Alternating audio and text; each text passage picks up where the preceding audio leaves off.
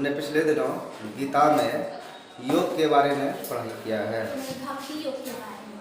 तो गीता में योग कितने प्रकार के हैं? तीन प्रकार के। उसमें से ज्ञान योग और भक्ति योग पढ़ा। तो ज्ञान, भक्ति और कर्म तीन योग है। ज्ञान, भक्ति और कर्म, ये तीन प्रकार के योग हैं। योग का काम है ईश्वर से मिलाना।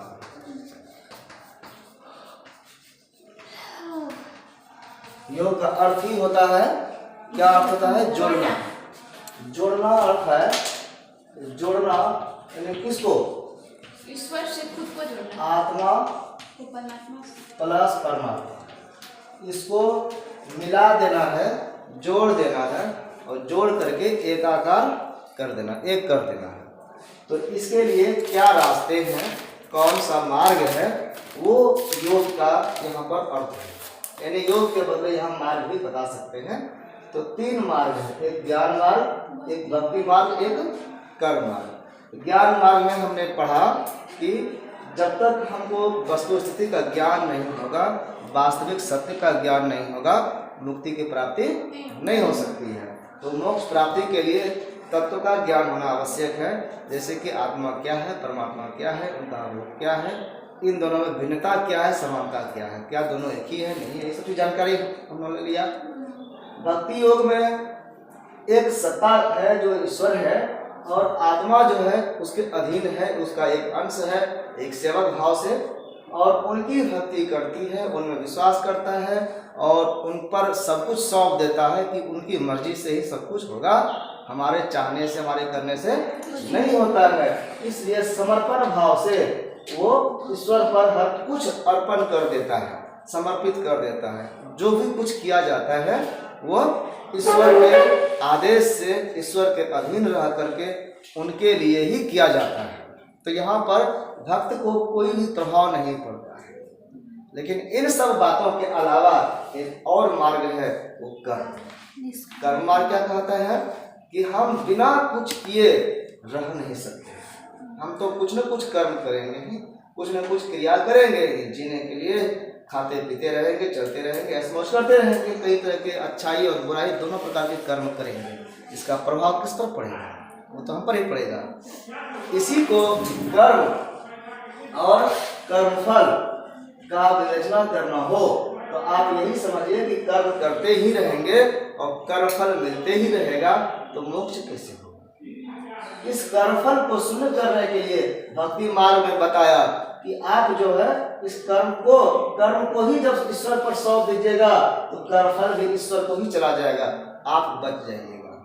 ज्ञान मार्ग में बताया कि आप जब ईश्वर को पहचान लीजिएगा, आत्मा को पहचान लीजिएगा, दोनों एक ही है और जगत सब कुछ एक ही ब्रह्म है, तो फिर आपसे गलती होगा ही नहीं। आप फल की इच्छा करेंगे नहीं, आपको आपका ही सब कुछ है तो क्यों चाहेंगे? तो इस तरह से ये कर्मफल वाला प्रभावी नहीं होगा। लेकिन कर्म मार्ग क्या कहता है? ये कहता है कि कर्म तो करना ही है और कर्म का फल कर्म करने वाले को ही भोगना पड़ेगा। लेकिन अब सुधरेगा कैसे? तो इसके लिए उपाय कई प्रकार के बताए गए हैं। पहले कर्म, किस तरह का कर्म करने पर हमको लाभ मिलेगा, ये चीज समझना है। शुरू से ही मोक्ष प्राप्ति होने के लिए कर्म का चर्चा किया गया है। वेद में जो ब्राह्मण ग्रंथ है ज़्यादातर, उसमें बताया गया है, मीमांसा दर्शन में बताया गया है कि मोक्ष अगर चाहिए तो कुछ कर्म कांड करना पड़ेगा। वेदों में यज्ञ वगैरह करके क्या बताया गया है कि कर्म कांड करना पड़ेगा। कर्मकांड होने के बाद ही यज्ञ, दान, पुण्य ये सब करने के बाद ही आपकी मोक्ष की प्राप्ति होगी। यानी आप क्रिया करिए, क्रिया में भी अच्छा क्रिया करिए। इसी को आदर्श मान करके आधुनिक काल के जो दार्शनिक हुए हैं, चाहे वो बाल गंगाधर तिलक हुए हों, महात्मा गांधी है, विनोबा भावे हैं, ये सभी, विवेकानंद हैं, सभी लोगों ने कर्म को प्रधानता दी है और कर्म अपने हिसाब से किया है। इनके लिए यही आदर्श मुख्य रूप से है कि हम कर्म शून्य नहीं होंगे, कर्म करेंगे तो समाज के लिए बढ़िया कर्म करेंगे। कर्म की प्रशंसा गीता में कई जगह की गई है। कर्म संन्यास को ठीक नहीं माना है। कर्म संन्यास और कर्म योग दो तरह के बात है। एक हो गया कर्म योग और दूसरा है कर्म संन्यास। कर्म संन्यास का मतलब क्या हो गया कि हम कोई कर्म करेंगे ही नहीं। हम काम करेंगे तब ना हमको असर होगा, तब ना फल मिलेगा। हम काम नहीं करेंगे तो ये तो हो गया भागना ना। ये तो मैदान छोड़ करके भागना होगा। ये पहले ही हार मान लिया कि हम गति कर देंगे, इससे अच्छा कर्म नहीं करेंगे। नहीं होता है कि कोई कोई किसी को बोलने नहीं आता है तो उसके लिए कहा जाता है अरे नहीं बोलने आता है तो क्या कर लो, चुप हो जाओ, मौन हो जाओ। क्या कहा जाता है? चुप हो जाओ। बोलवे मत करो, गलती काहे न बुलाएगा। बोल दोगे गलती होगा तो फिर गाली सुनोगे। इससे अच्छा मौन हो जाओ। मौन व्रत एक व्रत है। हाँ। ठीक है, ये आसान नहीं है। मौन व्रत उसके लिए कहा जाता है जो बार बार बहुत ज़्यादा बोलता है तो बोलने में एनर्जी बर्बाद करता है। तो उसके लिए कौन सा उपाय है? मौन व्रत पालन करना चाहिए। बहुत सारे साधु महात्मा भी मौन व्रती होते हैं और उनको कहते हैं मौनी बाबा। आप कॉलेज में जाएंगे तो ये देखिए वो जो बिल्डिंग है वो है मानस भवन। आप उस तरफ जो सीढ़ी के पास बगल वाला रूम है वो मौनी भवन है। कौन भवन है? मौनी भवन है। उसमें जो रहता है बोलता है। पहले मौनी बाबा थे। पहले ये कॉलेज का स्थापना करने में मौनी बाबा का ही स्थापना है। पहला जो बाबा थे मौनी बाबा को ही डुमराव महाराज ने जमीन दिया था। ठीक है, बाद में खाकी बाबा ने उसको आगे बढ़ाया। मौनी बाबा का मूर्ति पीछे लगा हुआ है पीछे। कौन सा? खाकी बाबा बाद में आए थे। खाकी बाबा समय में कॉलेज बना। मौनी बाबा ही वो थे, वो बोलते ही नहीं थे। मौनी बाबा मतलब क्या? मौन हो गए, वो चुप रहते। कुछ भी काम होगा वो इशारे से ही बोलेंगे, उनके मुंह से आवाज़ नहीं निकलेगी। बहुत सारे लोग इतने तपस्वी होते हैं तो परमानेंट मौनी बाबा बनने के लिए अपने जीभ ही काट लेते हैं कि हमको नहीं बोलना।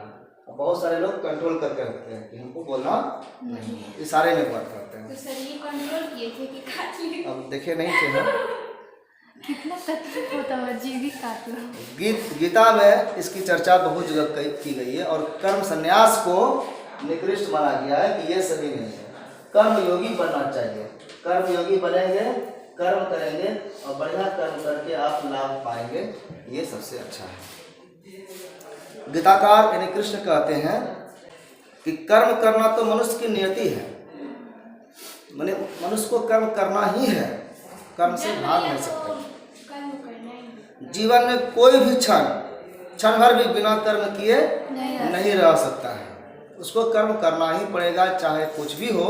सोते सोते भी कर्म हो रहा है, सोने का क्रिया हो रहा है ना। तो कोई भी समय बिना कर्म के नहीं हो सकता है। तो कर्म संन्यास कैसे कोई करेगा? ये संभव ही नहीं है।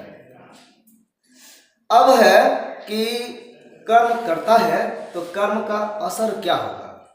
कर्म का फल जो है, एक कर्म फल दो तरफ होता है, देखो पाप देखो पुण्य। अगर आप लाख बढ़िया कर्म कर रहे हैं तो पाप पुण्य होगा और गलत कार्य कर रहे हैं तो पाप होगा। लेकिन ये दोनों जो है वो बंधनकारी है। दोनों बंधनकारी है। क्यों बंधनकारी है? इसलिए बंधनकारी है कि आप अगर गलत कार्य किए तो पाप का भोगना पड़ेगा, सजा भोगना पड़ेगा। और अच्छा कार्य किए तो पुण्य का फल भी भोगना ही पड़ेगा, स्वर्ग जाकर के भोगना पड़ेगा। यानी कि इसमें बंधक जाता है लोग। उसका असर भोगने के लिए आपको उसका साथ जाना ही पड़ेगा। यही कह रहे हैं कि इसमें जो पाप रूप में हो या पुण्य रूप में हो, यह होता कैसा है?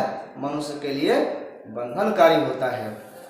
इसलिए शंकर आचार्य या अन्य जो भी हैं दूसरे योग के प्रशंसक, वो कहते हैं कि कर्म की निंदा करनी चाहिए, कर्म नहीं करने चाहिए। कर्म जिससे फल प्राप्त हो वैसा कर्म नहीं करना चाहिए। ठीक है, स्पष्ट है। कह रहे हैं निष्काम कर्म करने के लिए। कर्म बिना किए रह नहीं सकते हैं। कर्म करें तो बंधनकारी हो जा रहे हैं। तो कैसा कर्म करें, निष्काम। तो इसीलिए निष्काम कर्म की ओर ले गया गया। कर्म भी निष्काम कर्म कैसे होगा? उसको अगले क्लास में बताएंगे निष्काम कर्म कैसे होगा। गीता कर्म को योग के साथ जोड़ करके करने के लिए कहता है और मुक्ति मार्ग बना देता है। ये मुक्ति मार्ग तब बन जाएगा जब योग के साथ करेंगे, लेकिन योग के साथ कैसे जोड़ा जाएगा, ये जोड़ने के लिए गीता कहते हैं योगा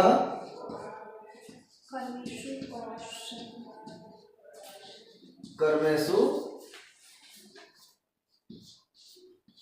कौशलम।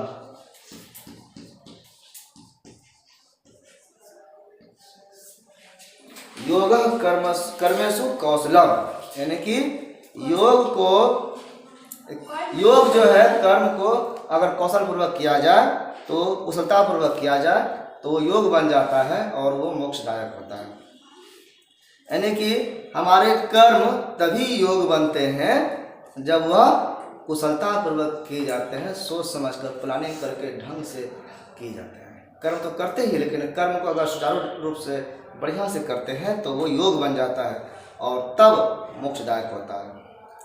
अब वो इसके लिए कुशलता यानी कुशल पूर्वक काम करना है, यही मेन कसौटी है।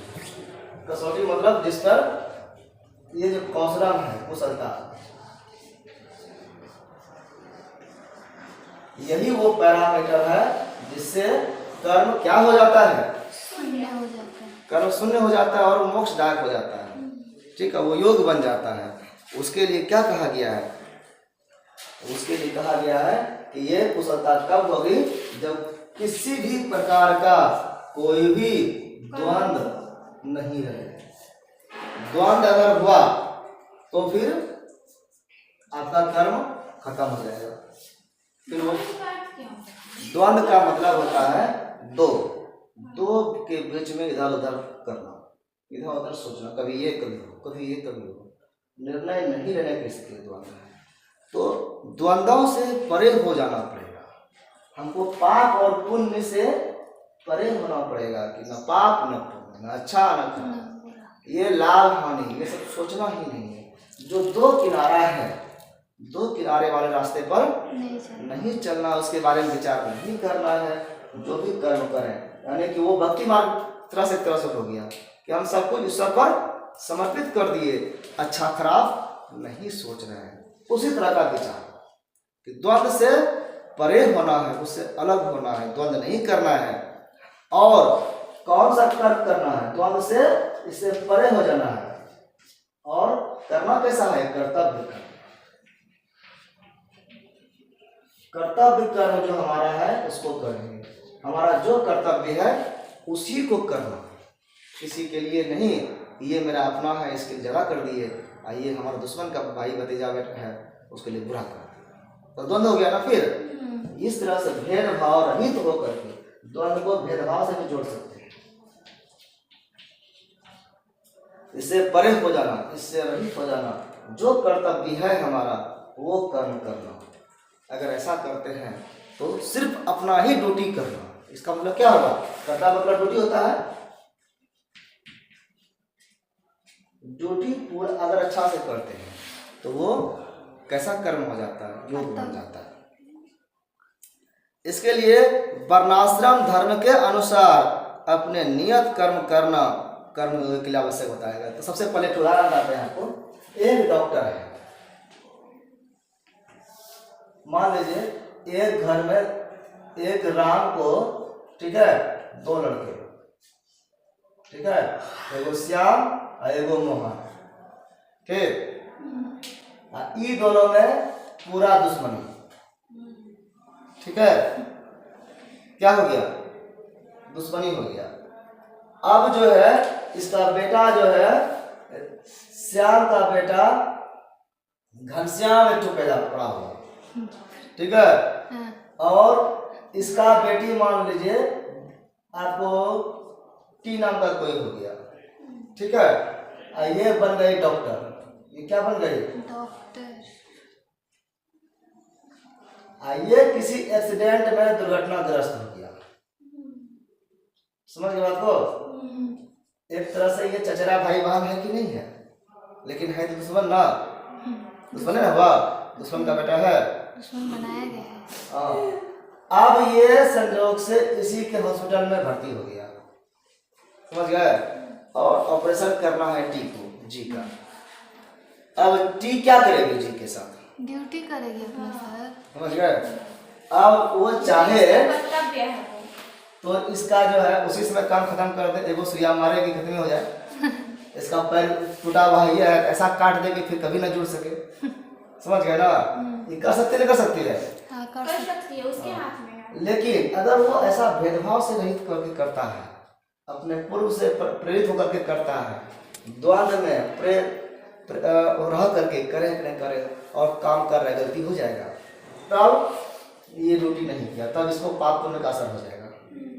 लेकिन ये उन सब चीज़ों को भुला करके सिर्फ इतना समझता है कि हम क्या है, डॉक्टर, और ये हमारा पेशेंट है, और इस तरह से इसका अगर इलाज कर दिया और सही से कर दिया जैसे सबको करता और लोगों को वैसे ही अपने कैपेसिटी से बढ़िया कर दिया, तो इसका मतलब है उसने कैसा काम किया?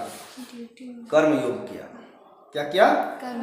कर्म का पालन किया, वो कर्तव्य कर्म उसका था, उसके पालन के कारण वो कर्म योग बन गया। ये मोक्ष कारक है, मुक्तिदायक। मतलब कि हमारा जो कर्म है हमको वही करना चाहिए। अब हमारा कर्म क्या है इसको समझने के लिए इसने क्या बताया कि वर्णाश्रम के अनुसार, वर्णाश्रम के अनुसार क्या कहा गया है? वर्णाश्रम में वर्ण में कौन कौन है? वर्ण में कितने वर्ण है? 4 वर्ण। 5 कहां से आ गया? 4 वर्ण है। पहला है ब्राह्मण, या ऐसे मान लीजिए,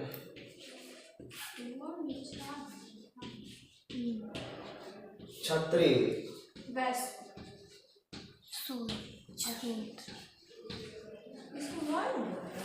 इसी को वर्ण कहते हैं। एक वर्णाश्रम व्यवस्था, पर यही वर्ण है ना, आश्रम अलग होता है, वर्ण आश्रम दोनों अलग होते हैं।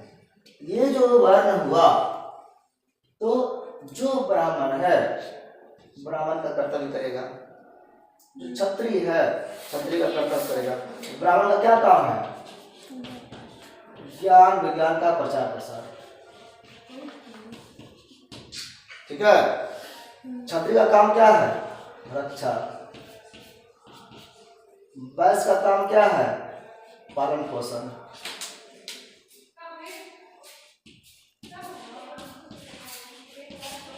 व्यापार। और सूर्य का काम क्या है? सेवा, ठीक है। अब ये जो 4 है, जिस वर्ण में जो व्यक्ति है उसको अपने वर्ण का क्या करना चाहिए? पालन करना चाहिए, वही कर्तव्य करना। अब हम लोग जो आज के समय में समझते हैं वो समझते हैं कि जो ब्राह्मण जाति है वो ब्राह्मण, जो क्षत्रिय जाति है बाबू साहब वो, ये पंडित जी, और ये इधर बनिया टाइप के लोग जो बिजनेस करते हैं, और ये शूद्र यानी कि हरिजन वगैरह जो लोग हैं, ऐसा नहीं। इसका मतलब क्या है? तो वो कैसा है उसको कहते हैं, जो सच में इसका आधार है वो है प्रकृति के हिसाब से। व्यक्ति कोई काम करता है अपने प्रकृति के हिसाब से करता है। तो प्रकृति हमारी कितनी है? सांख्य दर्शन में बताया गया है प्रकृति 3 है, सत,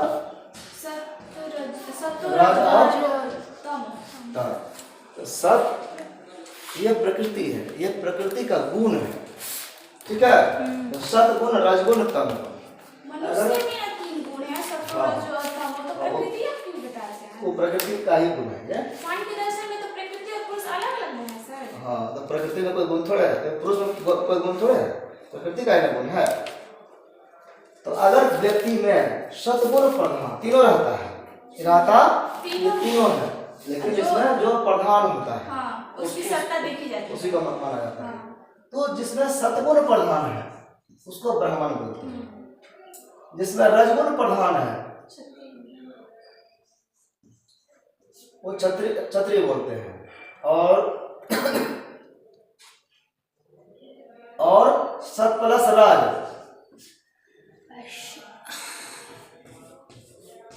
वो हो गया वैश्य। और तमोगुण प्रधान जिसमें है उसको शूद्र। अब इस तरह से जो है यहाँ पे माना जाता है। अब ये बताइए समझता सत प्लस रज ये है या इस तरह का, ये दोनों अंतर है, ठीक है, तो बुक में देख लेंगे बाद में। तो अब ये बताइए शतोगुण जो व्यक्ति है, जो सात्विक व्यक्ति है, वो क्या करता है, उसके पास ज्ञान के भंडार अगर है तो अपने ज्ञान का सही उपयोग करते हैं और वो ज्ञान का प्रचार प्रसार करेंगे तो सही ज्ञान सबके पास जाएगा, इसलिए उसको ब्राह्मण कहा गया, उसको टीचर बनना चाहिए। जिसमें रजोगुण प्रधान है वो राजसी सुख भोगने वाला होते हैं और वो क्षत्रिय वाला गुण भी उसमें होता है, वो थोड़ा सा मजबूत भी होते हैं और इस तरह से उनको रक्षा का दायित्व करना चाहिए। ये दोनों जिसमें गुण है वो समाज का भला करे अच्छे के साथ। और जिसमें तमोगुण है प्रधानता तो वो अगर तामसिक गुण वाले हैं, थोड़ा उत्तेजना वाले हैं, अगर वो उसमें ये सेवा भाव आ जाए, समर्पणशीलता आ जाए, या जिसमें ये सब गुण नहीं है तो वो सेवा भाव करे, उसमें दिमाग लगाने वाला काम नहीं करे, तो उसके लिए ये शूद्र माना जाता है। तो ये हर व्यक्ति में ये गुण होता है। कभी कभी एक ही व्यक्ति में सत्वरज तम में अगर उतार चढ़ाव होता है तो उसके हिसाब से कोई व्यक्ति कभी ब्राह्मण बन जाता है, कभी क्षत्रिय बन जाता है, कभी वैश्य, कभी शूद्र बन जाता है। हर व्यक्ति में ये उतार चढ़ाव होते रहता है। इसके बाद इसी तरह से है आश्रम। आश्रम कितने हैं? ये भी चार। चार हैं। कौन कौन है? ब्रह्मचर्य प्लस वानप्रस्थ और सन्यास। ब्रह्मचर्य, इसके बाद गृहस्थ, इसके बाद वानप्रस्थ और सन्यास। वानप्रस्थ, सन्यास। ये जो ब्रह्मचर्य का समय है, ये समय है ज्ञान प्राप्त करने का, ये है ज्ञान का उपयोग करने का और परिवार बढ़ाने का, वंश बढ़ाने का। और यह है थोड़ा सा उत्तरदायित्व को, हाँ 1 से तो 25 बस शिक्षा ग्रहण करने का है। हाँ तो ज्ञान हो गया ना, ज्ञान शिक्षा। गृहस्थ में 50 साल का परिवार वाले बढ़ाएंगे, वंश बढ़ाएंगे और उपयोग करेंगे और व्यापार करेंगे, सब कुछ करेंगे। वानप्रस्थ में उत्तरदायित्व, 75 होता है इसका। उत्तरदायित्व अपने बच्चों पर देंगे और मुख धीरे धीरे छोड़ेंगे, उत्तरदायित्व सौंपेंगे। उत्तरदायित्व जो है वो सौंपेंगे अपने बच्चों पर और यहाँ से सब कुछ छोड़ देंगे, सन्यासी। छोड़ देंगे सब कुछ। ये सन्यास हो गया। घर छोड़ने के लिए नहीं कहा गया, और सब चीजों को छोड़ देना। इस तरह से आप जानते हैं कि ये अब जो जिस आश्रम में है, जिस वर्ण में है, उनके जो कार्य है, उस कार्य को अगर आप करते हैं तो इसका मतलब है कि आप ड्यूटी कर रहे हैं, आप कर्तव्य कर रहे हैं। और इसी को कहा गया है कि नियत कर्म जो आपका है, आपका नियत कर्म क्या है? नियत कर्म क्या है? तो ये वर्ण, आश्रम और प्रकृति के आधार पर जो आपका निर्णय हो रहा है वो कर्म करना, और यही कर्म करने वाले को कर्मयोगी कहा गया है। इसके लिए बताया गया है कि हमारे कर्तव्य ही या कर्तव्य कर्म जो होता है इसके साथ अब जो है कह रहा है कि ये मोक्षदायक कब होगा, इसके लिए कहा गया है कि इसके साथ साथ एक और चीज जुड़ेगा तब मोक्षदायक हो जाएगा। यहाँ पर तो कर्मयोगी है, इसके बाद आ जाएगा लोक कल्याण। लोक कल्याण शब्द अगर जुड़ गया, ये उसमें जुड़ गया तब मोक्षदायक हो गया। लोक कल्याण क्या है? इसी को गीता में लोक संग्रह कहा गया है।